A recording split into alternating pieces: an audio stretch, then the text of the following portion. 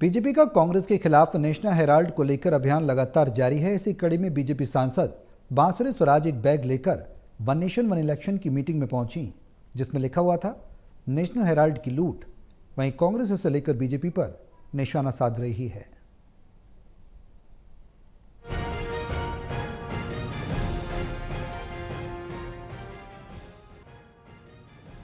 National Herald मामले में chargesheet दायर होने के बाद बीजेपी ने कांग्रेस के खिलाफ मोर्चा खोल दिया है। ये मामला तब और सुर्खियों में आ गया जब बीजेपी सांसद बांसुरी स्वराज संसद भवन में आयोजित हुई वन नेशन वन इलेक्शन की जेपीसी मीटिंग में ऐसा बैग लेकर पहुंची जिसमें लिखा हुआ था नेशनल हेराल्ड की लूट। बांसुरी स्वराज ने कांग्रेस पर नेशनल हेराल्ड को लेकर सवाल पूछा कि आखिर 50 लाख में 2000 करोड़ की प्रॉपर्टी कैसे मिली। ये पहली बार हुआ है कि फोर्थ पिलर ऑफ डेमोक्रेसी यानी मीडिया के साथ भी एक स्कैम किया गया है।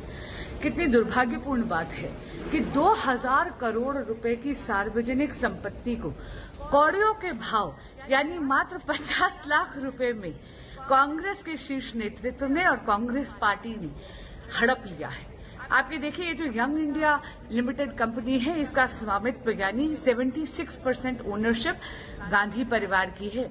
इसका मतलब है ये फिर से परिलक्षित करता है कांग्रेस की पुरानी सोच को कि सेवा की आड़ में सत्ता का दुरुपयोग कर सार्वजनिक संपत्तियों को अपनी पर्सनल जागीर के तौर पर हड़प लेना।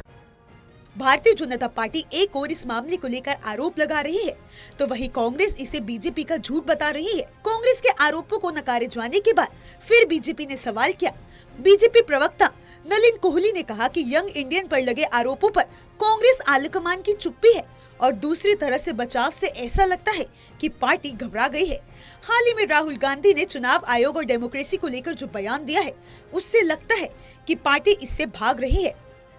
यंग इंडियंस और नेशनल हेराल्ड केस में जिस प्रकार से कांग्रेस पार्टी के आला कमान की चुप्पी है, Nehru Gandhi families complete silence on such a big issue, और दूसरी तरफ जिस प्रकार से एक बचाव किया जा रहा है उनके वरिष्ठ अधिकारियों के माध्यम से, लाइक मिस्टर चिदम्बरम, उससे दिखता है कि कांग्रेस पार्टी वाकई घबरा गई है।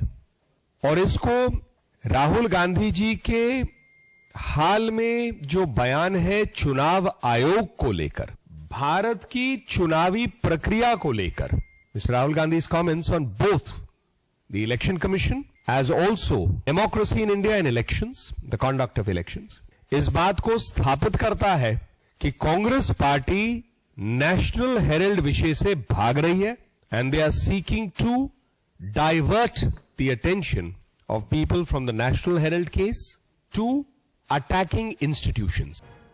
वहीं बीजेपी के इन आरोपों पर कांग्रेस लगातार हमलावर है।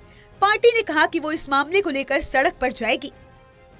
हर प्रदेश में, जिले में, ब्लॉक में और विधानसभा स्तर पे और घर घर में जाके पूरा 40 दिन में पूरा प्रदेश में हम लोग इसका अभियान छेड़ेंगे, क्योंकि लगातार 11 साल से जब से नरेंद्र मोदी, अमित शाह जो आरएसएस के तहत जो संविधान के ऊपर हमला हो रहा है उसके खिलाफ जन जागृति करने के लिए हम लोग इस अभियान को छेड़े हैं।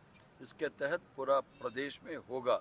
जहाँ तक कि नेशनल हेराल्ड का सवाल है, 2014 में ही सुब्रमण्य स्वामी जब ईडी में फाइल किया था, जो ईडी ऑफिसर ने उसको खारिज कर दिया था, फिर नया ईडी आके प्रताड़ित करने का एक तरीका बना लिया है। इसको संविधान में जो कॉन्स्टिट्यूशनल इंस्टीट्यूशंस है, वो ईडी हो, सीबीआई हो, आईटी हो, इलेक्शन कमीशन तक ये लोग मिसयूज कर रहे हैं। इसके खिलाफ जोरदार से हमारा अभियान चलेगा। बहरहाल अब देखना ये होगा कि इस मामले पर कोर्ट में आने वाले समय में क्या निर्णय होता है। Lalit Narayan Kandpal, total news, Delhi.